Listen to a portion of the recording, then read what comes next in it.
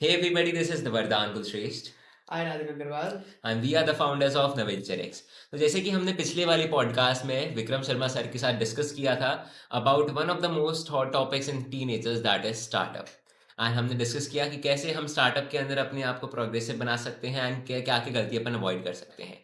अब हम आज आपके साथ एक टॉपिक ऐसा लेके आए हैं जो बहुत ज़्यादा अंडररेटेड है but one of the most famous and very important topic among teenagers, that is cosmetology.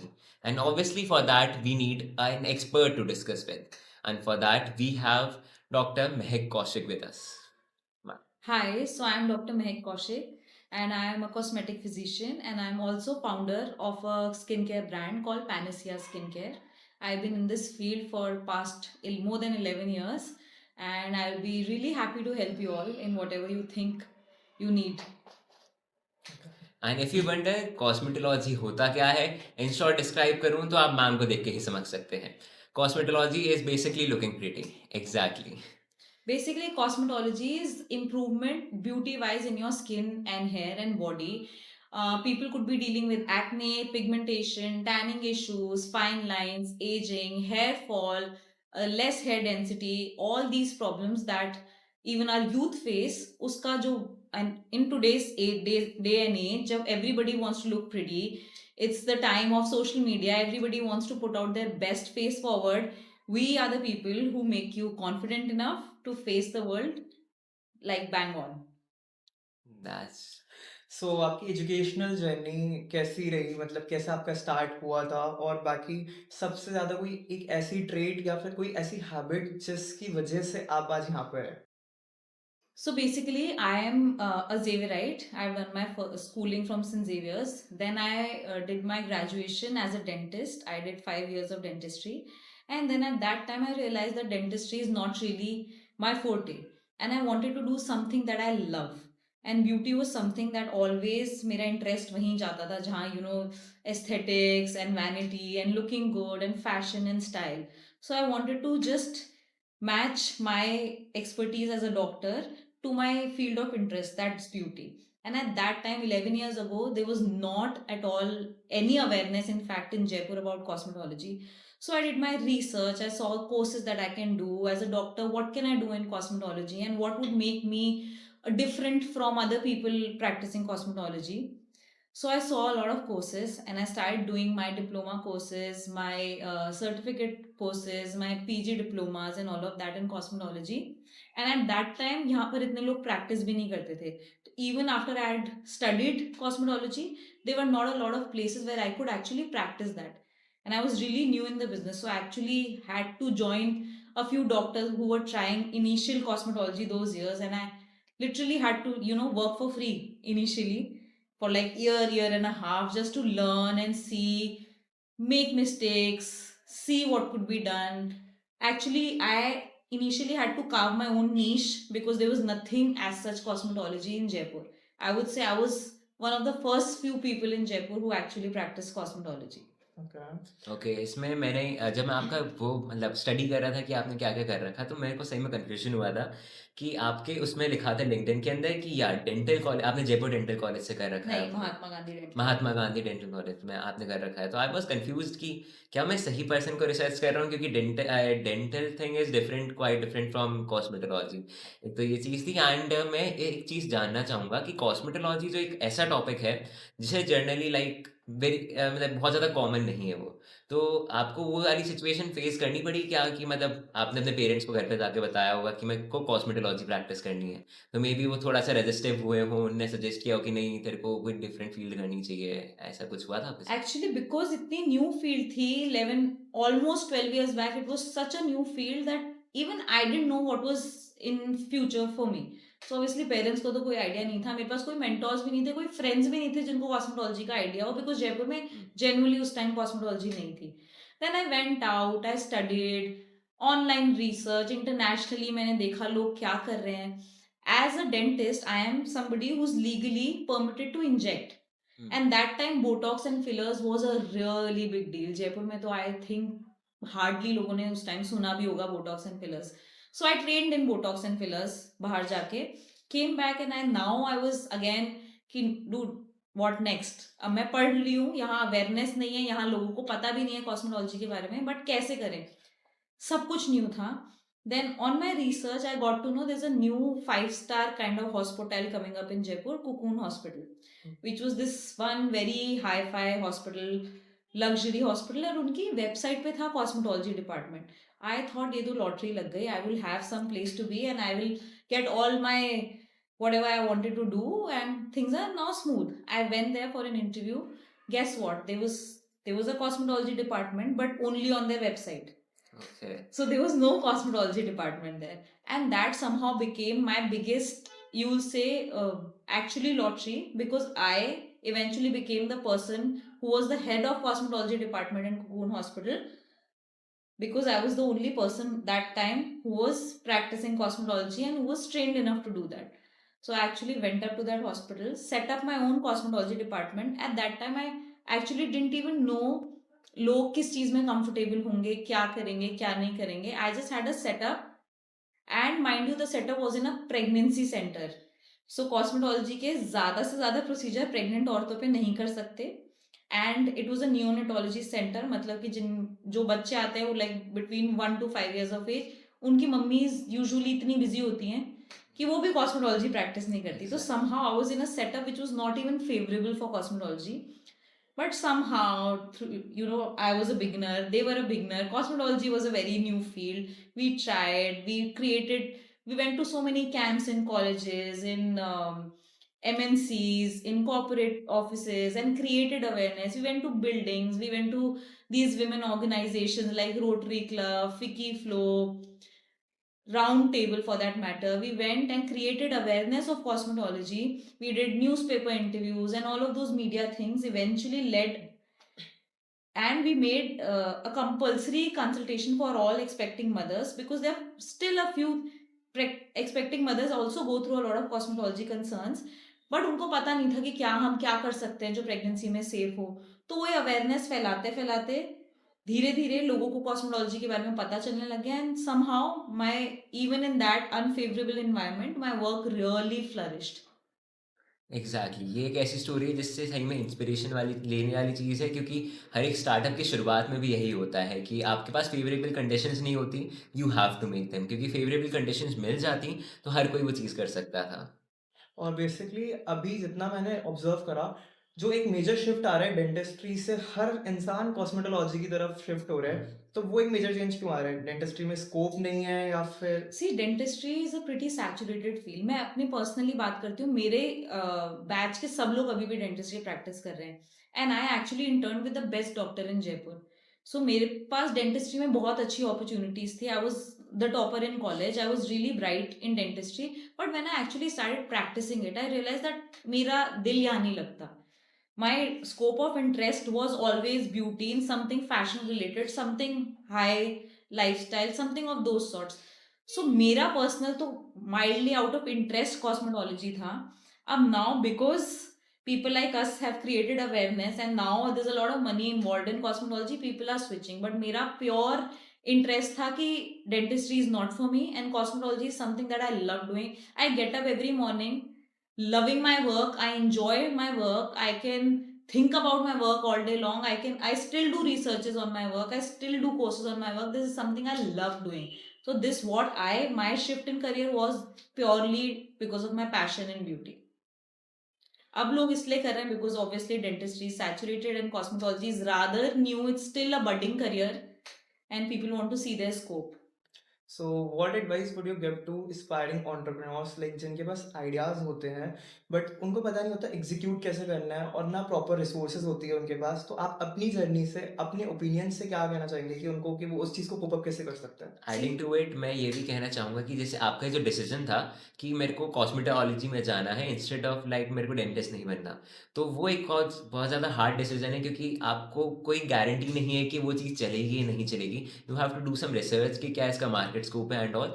तो अगर किसी को अपनी ऐसी चीज़ में फील्ड में एंटर करना हो जिसका अभी मार्केट के अंदर बहुत ज़्यादा कम लोग उसके बारे में नहीं जानते, ऐसी फील्ड में घुसने का रिस्क किस तरह से लेना चाहिए, क्योंकि कभी सही जाता है कभी नहीं जाता.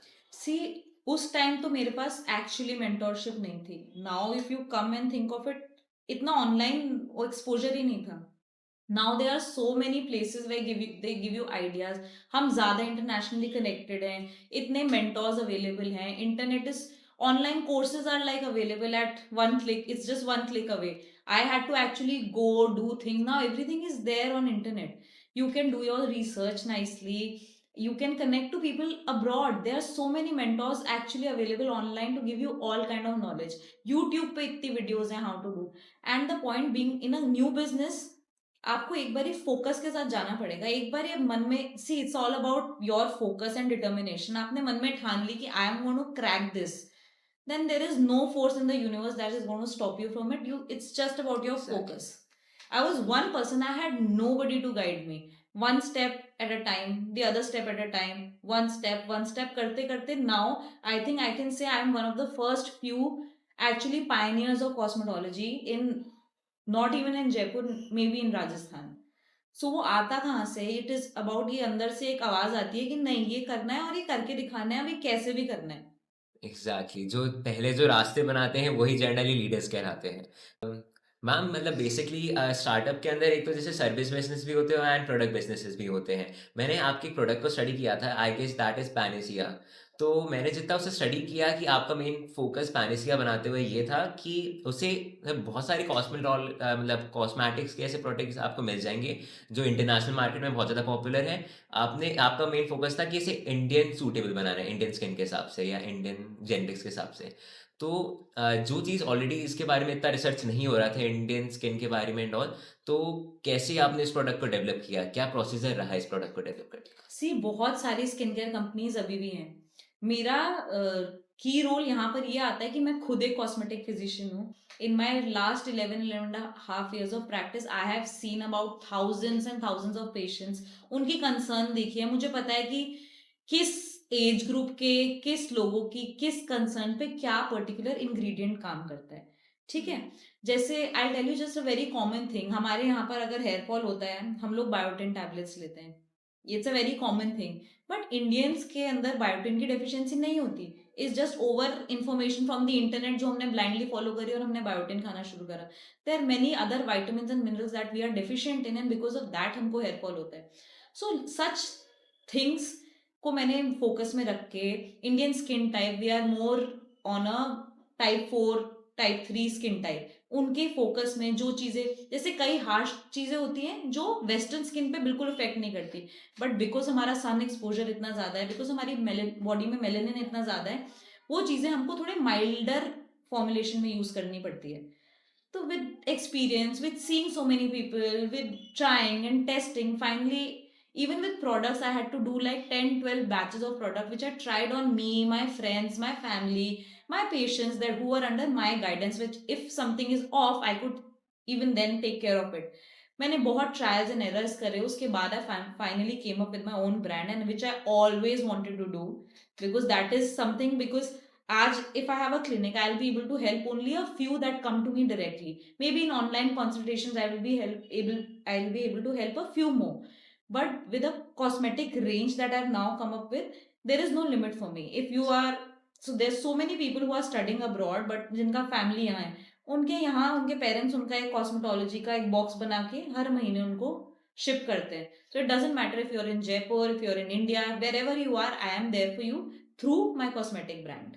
मतलब आपने एक तरह से इस प्रोडक्ट को डेवलप करके सिटिंग इन जयपुर आपकी जो रीच है वो इंटरनेशनल पहुंच चुकी है। यस इवन, और ये आइडिया भी मुझे ज्यादा कोविड से आया। कोविड में क्या होने लग गया था कि people were not coming to me, so I actually started, यही बोलते हैं ना, every day reinvent yourself. Covid में मैंने क्या किया, ट्रीटमेंट बॉक्स बनाए।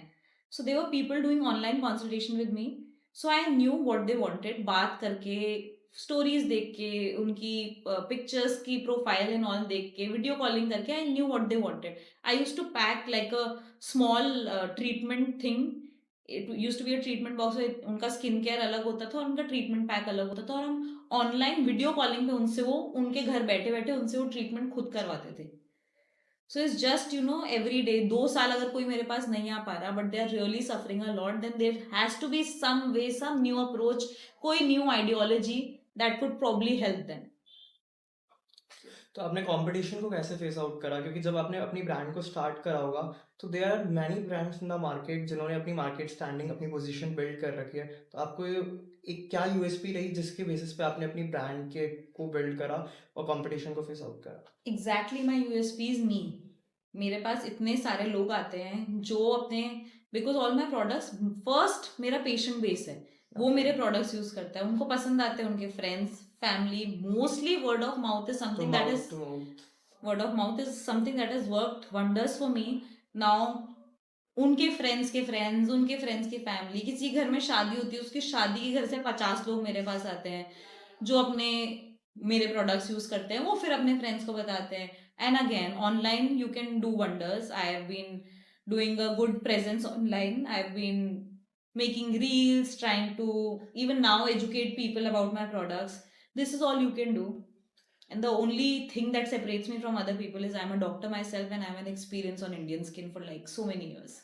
एंड मैम एक चीज़ जो है जो मैंने कॉस्मेटोलॉजी में जो ऑब्जर्व करी है, जैसे मेरे खुद के एक्ने हैं जो सबको दिख रहा है। The thing is Indian house hold के अंदर अगर जैसे आप फॉर एग्जांपल ऐसी चीज़ों से, स्किन केयर से, हेयर प्रॉब्लम से अगर आपको प्रॉब्लम है, the biggest problem for a customer is आप अपने घर में कैसे कन्विंस करो, खुद को कैसे कन्विंस करो कि या we should take the treatments. खुद को कन्विंस करना एक बार को ईजी है, बट जैसे हमारी जो ऑडियंस है, जैसे टीनेजर है वो, तो उन लोगों को अपने घर में कन्विंस करना कुछ लोगों के लिए ईजी है, कुछ लोगों के लिए बहुत डिफिकल्ट होता है कि या स्किन केयर इज नॉट कि मतलब कोई वेस्टर्न ट्रेंड है, ये एक्चुअल में एक बहुत इंपॉर्टेंट थिंग है जिस पर आपको ध्यान देना चाहिए। See now, मोस्टली मेरे पास अगर यंगर लोग आते हैं, अपने पेरेंट्स के साथ आते हैं, it is a very transparent scene. You tell me your problem, I will tell you the solutions. हम आपको बिफोर एंड आफ्टर पिक्चर्स दिखाते हैं, हम आपको बताते हैं कि इनसे क्या हो सकता है। आपकी एज से रिलेटेड हम आपको मेडिसिन प्रोवाइड करते हैं। अगर आप किसी भी डॉक्टर के गाइडेंस में हो, उस डॉक्टर को एग्जैक्टली पता है कि आपको क्या चीज़ कितने समय के लिए देनी है और क्या आपकी चीज़ पे वर्क करेगा। यही अगर आप ओटीसी, इंस्टाग्राम की रील्स देख के चीज़ें कुछ भी ऑर्डर कर रहे हो without any guidance, that could still be problematic. लोग ब्लाइंडली इंटरनेशनल एयरपोर्ट्स पे जाते हैं, शॉपिंग करते हैं, ड्यूटी फ्री से इंटरनेशनल ब्रांड्स ले आते हैं। 15,000 का सिरम है पर उसमें 1% हाइलुरोनिक एसिड है। For as a doctor I know it doesn't make sense at all. But ये ब्लाइंडली फॉलो करने की बजाय अगर आप एक डॉक्टर की गाइडेंस में करो या डॉक्टर क्यूरेटेड प्रोडक्ट्स यूज करो, इसका भी एक आपको एडवांटेज होती है। स्पेशली आप अपने पेरेंट्स को लेके आते हो, we first convince them. See it's all about creating awareness and educating. So जब आपके पेरेंट्स आपके साथ आएंगे, और मोस्टली टीनेजर्स के साथ उनके पेरेंट्स आते हैं, so they have to be convinced after seeing results, after knowing about the process. It's all what misinformation about a product. आपको जिसके बारे में नहीं पता होता, आप उसके बारे में 100 कहानियां पढ़ भी लेते हो, मान भी लेते हो, but if you personally know and get educated about something, you get convinced, there is no problem then. Okay. And ma'am अभी लोगों को है ना बिल्कुल पता भी नहीं है कि कॉस्मेटोलॉजी होता क्या है। वो डर्मेटोलॉजी और कॉस्मेटोलॉजी को सेम थिंग समझते हैं। तो what is the major difference between cosmetology and dermatology? See, dermatologists are people who also see diseases, and cosmetology is a branch of dermatology. I am somebody who only sees beauty related issues. Like, I will not see any infection, a viral infection, or bacterial infection, or anything like that. I will see things which will increase your confidence if they get treated. It could be pigmentation, it could be tanning, it could be acne marks, acne scars, fine lines, aging, your face contouring, आपकी lips अगर आपको fill करानी है, आपकी चिन project करानी है, आपको face slimming करानी है, even there treatments for inch loss, there treatments for, हम हेयर रीग्रोथ करा सकते हैं, हम हेयर फॉल कंट्रोल करा सकते हैं, फुल बॉडी हेयर रिमूव हो सकते हैं, फुल बॉडी ब्राइटनिंग हो सकती है। Then there treatments now in drip forms also, वो एंटी एजिंग ड्रिप्स होती हैं, there skin brightening drips. There is a lot in cosmetology now जो शायद कई डर्मेटोलॉजिस्ट को नहीं आता होगा, because cosmetology is a subset. Pure dermatology में कॉस्मेटोलॉजी के इतने प्रोसीजर्स नहीं कराते, even they have to do courses for cosmetology. But as a cosmetologist I purely touch cosmetic procedures only, I don't see any diseases. So that's the main demarcation for me. मेरे पास कोई आता भी है, even if I know how to do it, I'd say no, you need to go to a dermatologist. So cosmetology में कोई medicinal treatment होते हैं? Medicinal treatments होते हैं, माइल्ड लाइक एक्ने। एंड एक चीज़ मैं कहूँगा कि मतलब बेसिकली मतलब मैं अपने एक्ने वाले केस में भी ये ऑब्जर्व किया था कि अगर आप किसी को बोलते हैं मेरे एक्ने हैं, मेरे हेयर प्रॉब्लम्स हैं, जर्नल ऑडियंस का ये रिस्पॉन्स होता है कि how you look doesn't matter, तुम्हारा कॉन्फिडेंस तुम्हारे अंदर से आता है। बट अब मैं अपने आप के ऊपर वर्क करते करते एक चीज़ समझ गया कि डेफिनेटली हाँ, आपके स्किल सेट पे आपके अचीवमेंट से आपका कॉन्फिडेंस आता है, but your looks actually matters. लोग आपको परसीव, आपका फर्स्ट अपीयरेंस ही आपका परसिवरेंस बन जाता है लोगों का, कि कैसे लोग आपको परसीव करेंगे। तो उस पर आपका क्या कहना है? सी ऑब्वियसली जो आप what is your skill set, what is your personality is the second thing any person would see for you. आप सबसे पहले मिलते हो, क्या देखते हो? सबसे पहले किसी के फेस की skin is honestly the first thing you will see. Second would be okay how they look, how are they dressed. Third, फिर ये तो अभी तक एंटर रूम में एंटर करते इतने तो आपकी जजमेंट हो ही गई है. फिर बंदा बैठता है, then they start talking, then समझ में आता है कि how much are they educated, how are they well, how if they are well spoken और not. So all these things, and फिर 5-10 मिनट की कॉन्वर्जेशन के बाद आपको पता चलता है कि ओके कितने वेल वर्स्ड हैं in what they are talking about. So all these things are come later. I understand your personality is the first thing, but that takes a time. And also आपकी personality, आपका confidence कैसे होता है when you feel good about yourself. But that is completely depends on person to person, it's very personal. If I am looking, for me I will say, if I am looking very good that day, I will be very confident. मैं एकदम ऐसे अपने shoulders back करके room में walk करूंगी and my confidence will show through. But there are some people who are okay the way they look, however they might be looking. If they are good in that, good for them. If you are somebody who's struggling with something and you per se, you yourself don't feel confident enough, then there's something you should deal with.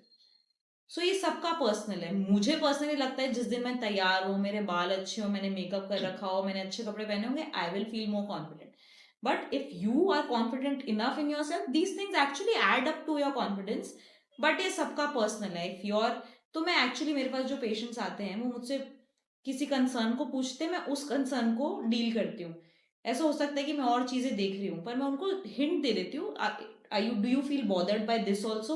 If they say no, I don't even touch and go there.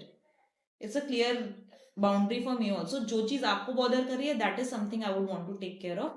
I don't want to put more insecurities in your head. Parlour वाली aunties होती है ना, ये भी करा लो, वो भी करा लो, ये गलत लग रहा है, अरे ऐसे कैसे हो सकता है. So there's a difference between an educated doctor and a parlour वाली आंटी. एंड बाकी अभी बेसिकली लोगों को क्या लगता है कि कुछ भी चीज़ अपन स्टार्ट करेंगे तो एक कोई एंटरप्रेन्योरिकल सक्सेस या फिर ओवरनाइट सक्सेस जैसी चीज़ उनके माइंड में रहती है. तो आप अपनी जर्नी को रेफरेंस रखते हुए कुछ कहना चाहेंगे कि ऐसा, इस पे आपका ओपिनियन क्या है कि कुछ ओवरनाइट सक्सेस जैसी चीज़ होती है या नहीं? कुछ मिरेकली लिखा हो तो बात अलग है, अदरवाइज ये सारी जो ओवरनाइट सक्सेस की स्टोरी है उनके पीछे मेजर मेजर हार्डवर्क है. अब वो एक दिन लगा के ओवरनाइट सक्सेस हो गई, पर उसके पीछे कितनी फेलियर्स थी, कितनी लर्निंग्स थी. हो सकता है इस फील्ड में उनको क्विक सक्सेस मिल गई हो, बट मे बी वो कहीं और बहुत साल से हाथ पैर मार रहे हो. तो जो आपकी ग्रिट बिल्ड होती है, जो आपकी परसिस्टेंस आती है, आप में जो डिसिप्लिन होता है, हर हर फील्ड ऑफ बिजनेस में आपका discipline matters the most. Your consistency in trying to build your brand, in trying to build your career, in trying to build whatever you build from scratch, उसके पीछे काफी steps होते हैं जो हमको दिखाई नहीं देते. मे बी आज मैंने ए फील्ड में इतनी मेहनत नहीं करी और ए फील्ड में घुसते ही मुझे सक्सेस मिली, पर शायद बी फील्ड की फेलियर्स की जितनी भी लेसन्स थी वो मुझे ए फील्ड में काम आई. बट यूथ को तो यही लगता है कि अपन कुछ भी स्टार्ट करेंगे और वो बस चल ही जाएगा. लेकिन ऐसा मैंने पर्सनली फेस करा कि ऐसा होता नहीं है कि अपन कुछ भी चीज़ स्टार्ट कर रहे हैं वो होएगी होएगी.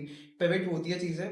तो आपको नहीं लगा कभी ऐसा कि आपकी जर्नी में कि आपको लगा हो कि यार नहीं, अब नहीं हो रहा, और ड्यूरिंग बिल्डिंग योर ब्रांड मतलब आपको ऐसा लगा लगाओ हो? कि हाँ ये पॉइंट है, मेरे को क्विट कर देना चाहिए, बट फिर दिमाग में कहीं पीछे चल रहा था कि नहीं, अगर मैंने अभी क्विट कर दिया तो फिर मेरा जो सपना है वो वही रह जाएगा. सी क्विटिंग तो मेरे कभी भी दिमाग में नहीं आया. मैं बता रही हूँ ना, डेंटिस्ट्री में एक पॉइंट आ गया था when I realised in internship only, मतलब I hadn't even started practising on my own. मुझे समझ में आ गया था कि ये तो गड़बड़ हो गई. 5 साल बहुत पढ़ाई कर ली, फर्स्ट भी आ गए, टॉपर बन गए, पर ये कर लिया तो लाइफ में खुश तो नहीं रह सकती. तो वहीं पर ही पेज टर्न. तुमने वो मूवी देखी होगी, अभी सबने देखी होगी I think, 12th pass, restart, 12th fail. 12th fail, sorry, restart, restart. अगर पता है, सी इवेंचुअल गोल क्या है लाइफ का. Success is, financial success is one thing, but your health, your mental peace, your spiritual balance, all these things are eventual goal to achieve. केवल financial success किसी भी चीज में आपको मिल सकती है, but if you are not mentally at peace in gaining that financial success, I don't think it's worth it. वैसे भी एक बहुत अच्छी लाइन जो इस चीज़ से मैं रिलेट कर सकता हूँ, that is fast success builds ego and slow success builds character, Iman गज्दी की लाइन थी.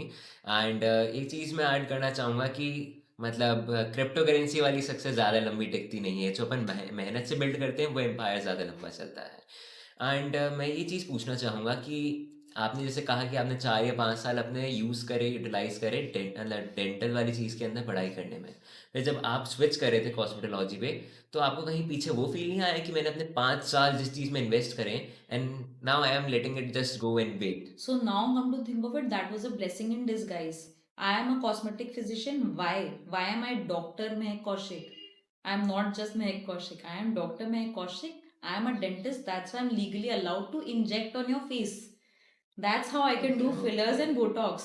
नहीं तो मुझ में और like the other people who are practicing cosmetology and doing hydra facial and lasers and all that, में difference क्या है? यही तो difference है कि मैं डॉक्टर हूँ, मैंने anatomy पढ़ी है, मैंने फार्माकोलॉजी पढ़ी है, मैंने ये सब चीज़ों के बारे में डीप स्टडी करी है, मुझे पता है कहाँ से कौन सी वेसल कौन सी नर्व जा रही है, मुझे पता है एग्जैक्टली कहाँ इंजेक्ट करना है, कौन सी मसल में क्या इंजेक्ट करोगे तो क्या होगा. All the deep knowledge of dentistry has eventually made me so good at my field in cosmetology. In fact आपने अपने आंसर से मेरा नेक्स्ट क्वेश्चन ही मतलब लाइक उसका आंसर ही दे दिया है.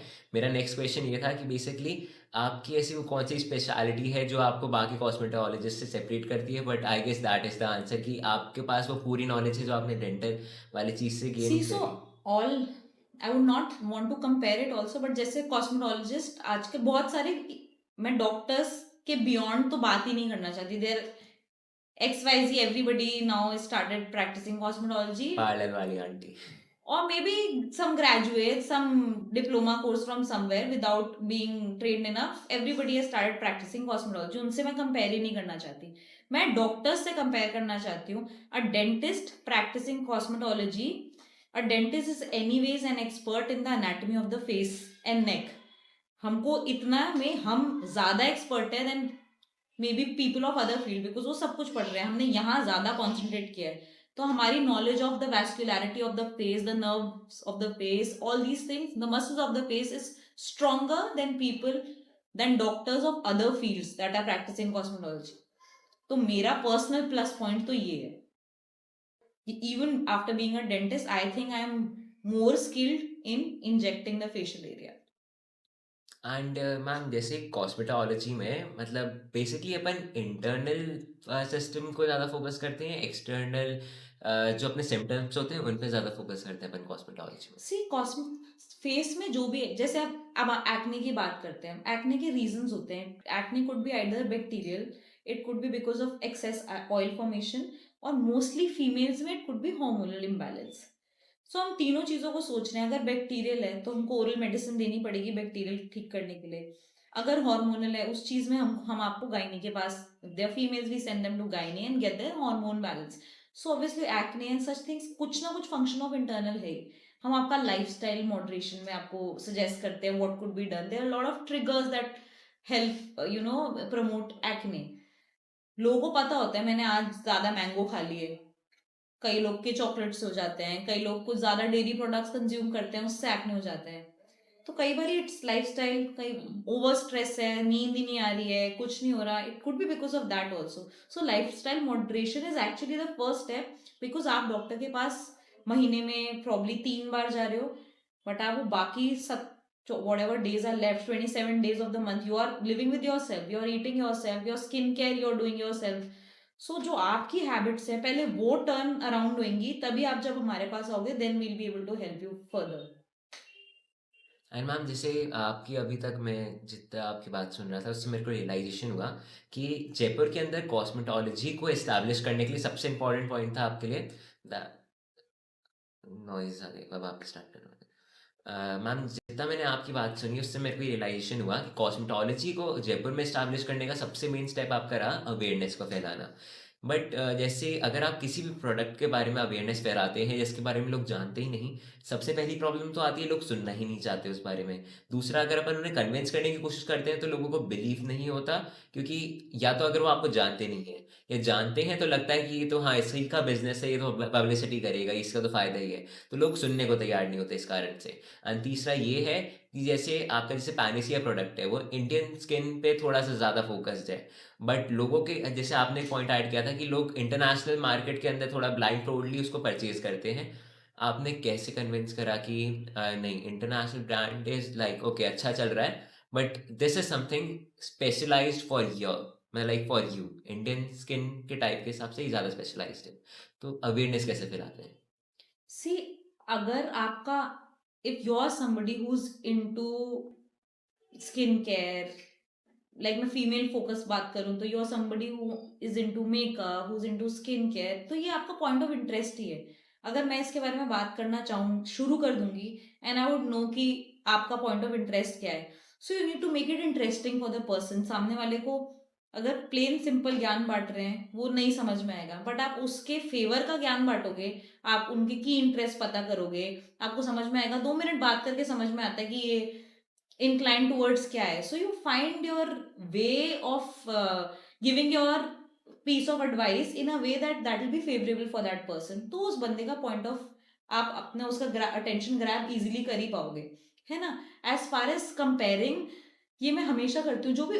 जो भी हम जैसे मार्केट से खरीद रहे हैं प्रोडक्ट्स, या हम न्यूज़पेपर में या टीवी में किसी सेलिब्रिटी का एड देख के प्रोडक्ट खरीद रहे हैं, they are OTC product, they are over the counter product जो कोई भी बाय कर सकता है।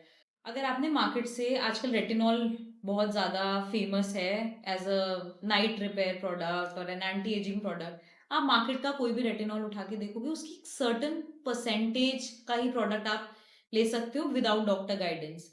वेरएस अगर आप किसी डॉक्टर के पास जाते हो, जो फार्मास्यूटिकली अवेलेबल प्रोडक्ट्स हैं या डॉक्टर मेड प्रोडक्ट्स हैं, उनमें percentage of retinol will be little higher, क्योंकि आप डायरेक्टली एक डॉक्टर की गाइडेंस के अंदर हो। दे exactly know what percentage do you need. ऐसे एक प्रोडक्ट अगर मैंने पूरी दुनिया के लिए बनाया और एक कुछ प्रोडक्ट है वो स्पेसिफिकली आपके लिए सजेस्ट कर रहे हैं, तो उसमें ऑब्वियसली उसके परसेंटेज में डिफरेंस होता है। जो ओवर द काउंटर मिलने वाले प्रोडक्ट्स होते हैं, they take years and years to show any result, whereas a doctor subscribed और doctor prescribed product would give you results in a lesser time.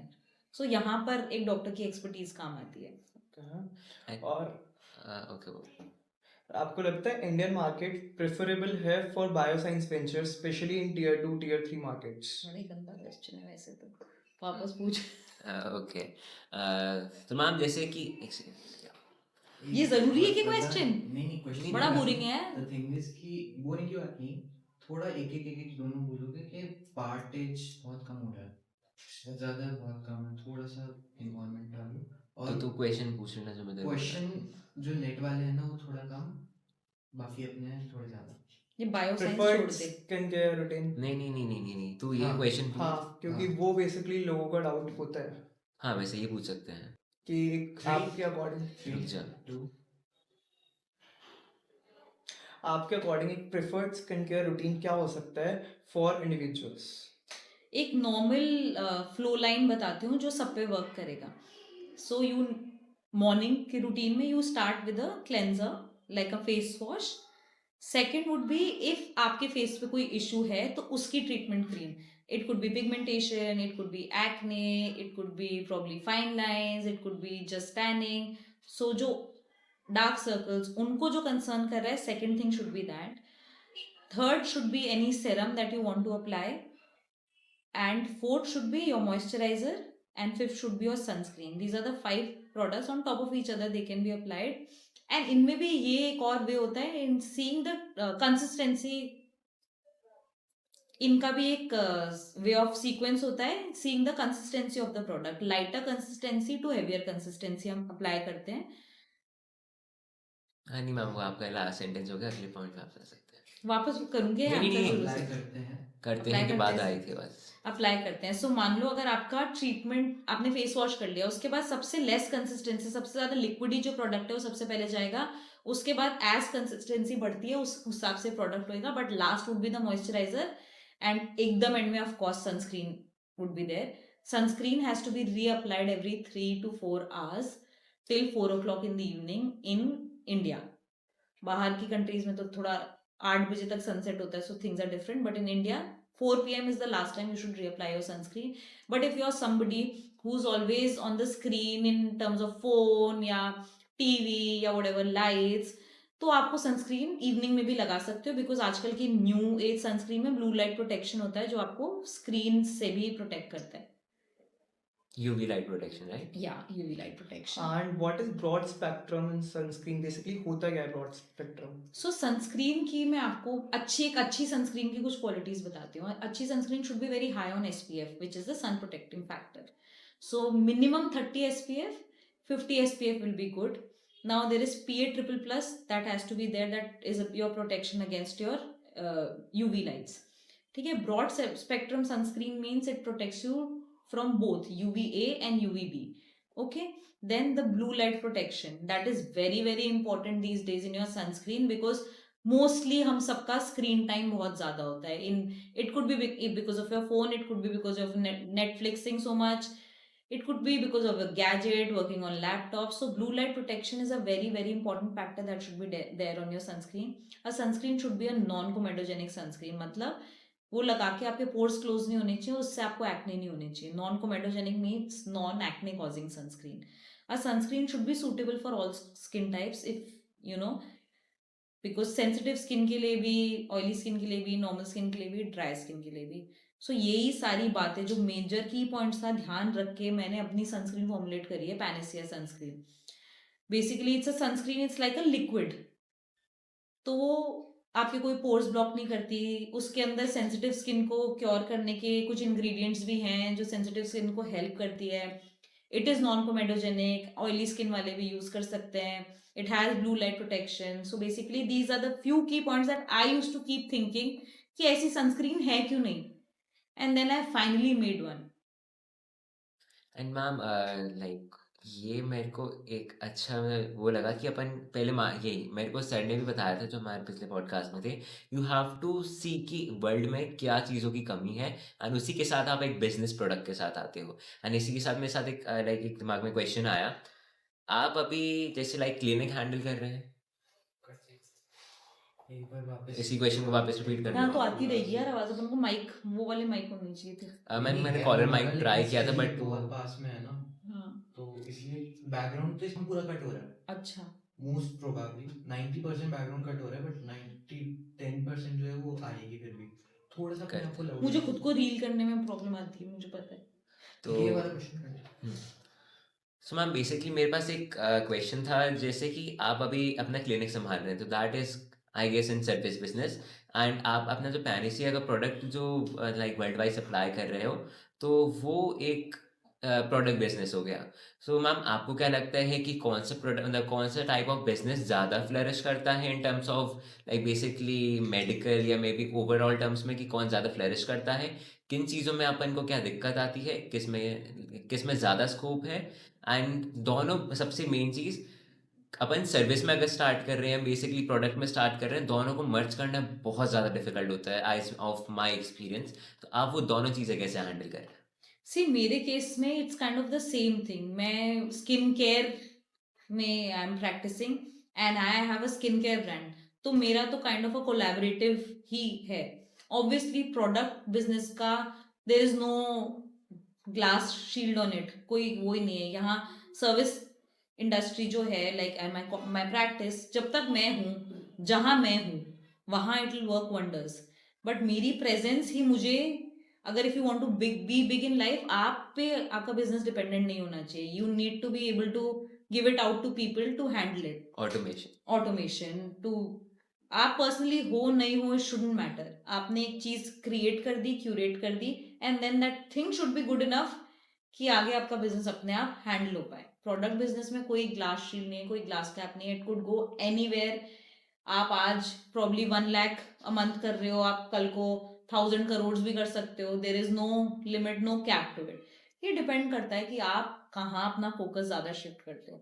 Service industry में हमेशा आपका होना, अगर आप पे भी, मेरा तो बिजनेस कंप्लीटली मेरे पे, प्रैक्टिस मुझ पे आके रुकती है, बट इवन देन आप अपने स्टाफ को कैसे ट्रेन करते हो, आप वहाँ होते हो तब ऑब्वियसली थिंग्स आर बेटर, आप वहाँ नहीं होते तो somehow your presence is required. In product industry is not such. आप एक बार ये एक फ्लो चार्ट अपना क्रिएट कर दो कि these are tick mark that needs to be done on a daily basis, तो things will work on its own. Specially internet में जब आपके you have an online shop, then things are working out on its own. You need to create a website, you need to create an online shop, एक बंदे को बिठाना है to process the orders and all of that, then you're, even if you're there not there, आप back end पे काम करते रहो उसमें, your presence is not needed at all. So I personally think product market is a much bigger market. मेरे को एक doubt था आपकी स्किन केयर ब्रांड को लेकर कि आप जो भी प्रोडक्ट बना रहे हो अभी, तो ये आप खुद ऑन योर ओन मैन्युफैक्चर कर रहे हो या फिर किस तरीके से आप ये सारी चीजें मैनेज कर रहे हो? See, already to curate a kind of formulation that I have was little difficult for me. अगर मैं इन पार्ट्स में जाती कि इनको मैन्युफैक्चर कहाँ से कराऊं, डब्बे कहाँ से खरीदूं, मशीन्स कहाँ से लाऊं, तो that would be very difficult for me because I have my own full-time cosmetic practice and I'm a mother, I'm a family and all of that. So I thought of a solution.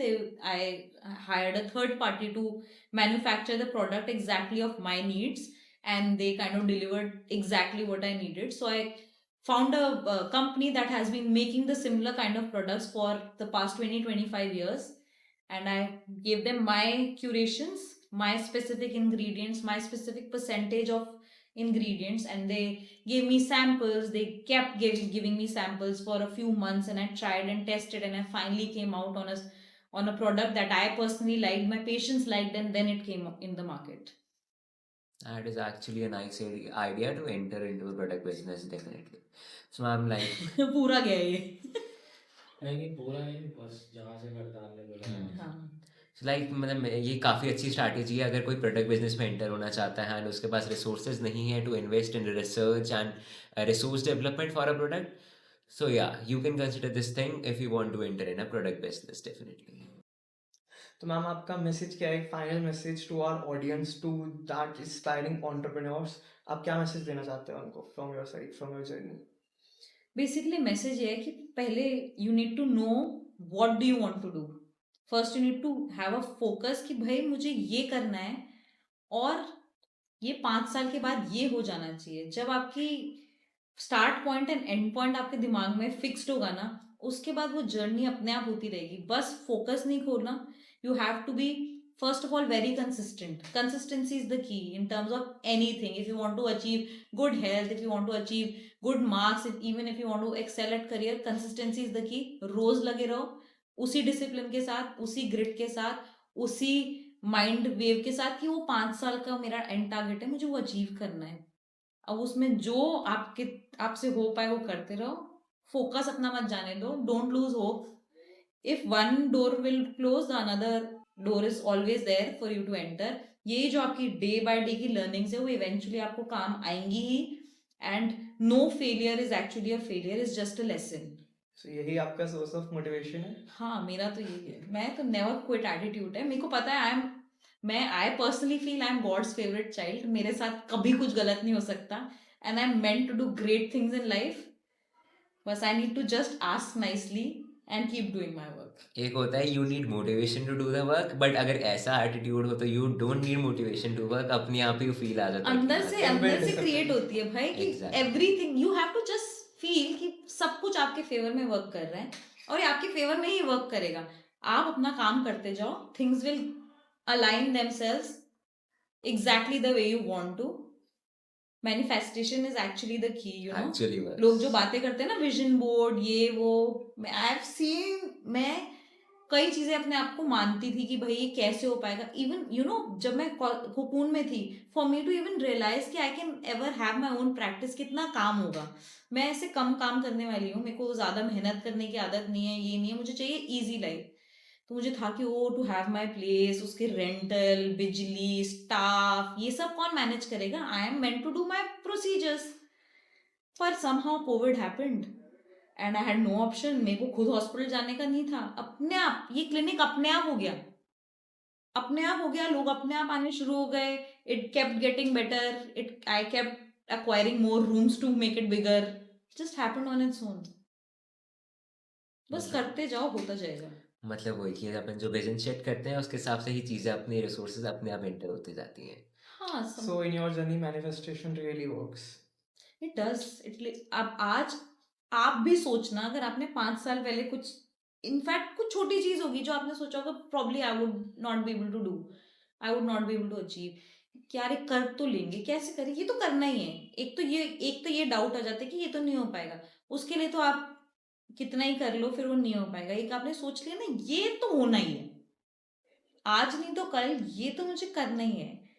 और कैसे ना कैसे things will fall in place. कोई नए लोग आएंगे आपकी life में, नई अपॉर्चुनिटीज आएंगी, कोई रैंडम कनेक्शन मिल जाएगा कहीं रैंडम जगह पर. You would not even believe कि वो कहाँ से अनफोल्ड होके आपके पास वो अपॉर्चुनिटी आती है. एंड इवेंचुअली जो आपने कभी ऐसे वाइल्डली सोच लिया कि भाई मैं तो ये करूंगा, वो हो जाता है. एक्चुअली ये तो हम दोनों ही बहुत ज़्यादा रिलेट कर सकते हैं। हमने आज से 6 महीने पहले कभी नहीं सोचा था कि हम छोटे से 11वीं क्लास के बच्चे यहाँ पे ऐसे अलग-अलग बड़े-बड़े लोगों के साथ बैठ के पॉडकास्ट रिकॉर्ड कर रहे होंगे। ये तो मतलब मैं और नितिन बहुत अच्छे से जानते हैं कि हमने जब सोचा कि हमें करना है, तो पहले दिमाग में डाउट आया कि कर सकते हैं या नहीं कर सकते। बट फिर सोच लिया कि करना है, फिर अपनी आप चीज़ें होती गई और आज हम यहाँ पे बैठे हैं और अलग-अलग लोगों के साथ पॉडकास्ट रिकॉर्ड कर रहे हैं। Nice nice. So we will meet you on the next Navinche Talks podcast. Thank you, Mehak ma'am, for having letting us to record a podcast. Thank you so Thank you so much. much. Thank you, ma'am.